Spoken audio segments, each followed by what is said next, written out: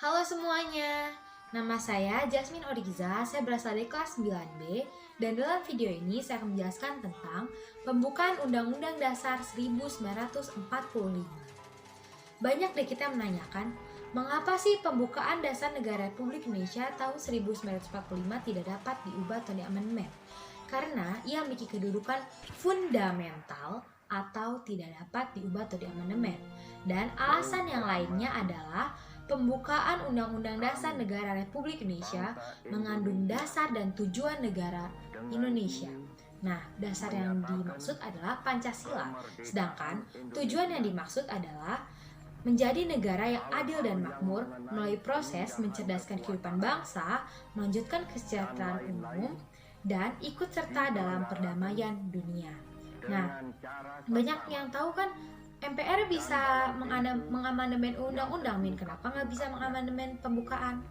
Karena hal itu, MPR tidak dapat mengamandemen atau merubah isi dari pembukaan Undang-Undang Dasar. Namun, MPR hanya dapat merubah atau mengamandemen isi pasal dalam Undang-Undang Dasar Negara Republik Indonesia.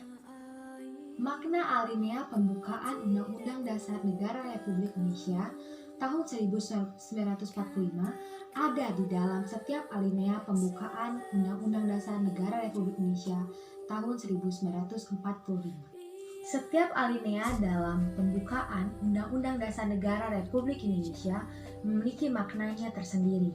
Nah, makna dari alinea pertama adalah keteguhan dan tekad bangsa Indonesia untuk menegakkan kemerdekaan dan menentang penjajah. Sedangkan makna alinea kedua adalah menunjukkan kebanggaan dan penghargaan bangsa Indonesia atas atau bangsa Indonesia selama merebut kemerdekaan. Nah, kita saat ini tahu bahwa kalau bukan karena perjuangan para pahlawan saat melawan penjajah, kita nggak bisa seperti ini. Jadi kita percaya karena mereka kita bisa sampai saat ini.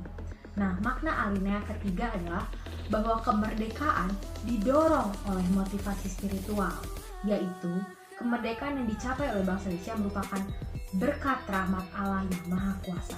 Dan makna alinea terakhir adalah prinsip-prinsip Indonesia, yaitu tujuan negara yang akan diwujudkan oleh pemerintah, ketentuan diadakannya Undang-Undang Dasar Negara, bentuk negara, dan dasar negara Republik Indonesia yaitu Pancasila. Ada juga pokok pikiran dari pembukaan Undang-Undang Dasar Negara Republik Indonesia tahun 1945 yang bertujuan untuk mewujudkan cipta hukum yang menguasai hukum dasar negara baik tertulis maupun tidak tertulis. Nah, pokok pemikiran pertama atau pokok pemikiran persatuan adalah negara melindungi segenap bangsa Indonesia dan seluruh tumpah dari Indonesia dengan berdasar atas persatuan. Nah, pokok pemikiran pertama ini adalah penjabaran dari sila ketiga. Yang pokok pikiran kedua atau pokok pikiran keadilan sosial adalah mewujudkan keadilan sosial bagi seluruh rakyat Indonesia. Nah, pokok pikiran ini itu menjelaskan atau menjabarkan dari sila kelima Pancasila. Pokok pikiran ketiga atau kedaulatan rakyat yang memiliki makna negara yang berkedaulatan rakyat berdasarkan atas kerakyatan dan permusyawaratan atau perwakilan adalah hasil penjabaran dari sila keempat dari Pancasila. Dan pokok pemikiran yang terakhir atau pokok pemikiran ketuhanan adalah negara berdasarkan atas ketuhanan yang Maha Esa menurut dasar kemanusiaan yang adil dan beradab. Nah, pokok pemikiran yang terakhir ini adalah penjabaran dari Pancasila sila pertama dan sila kedua. Sekian penjelasan di video saya kali ini, semoga bermanfaat dan semoga dapat dimengerti. Terima kasih.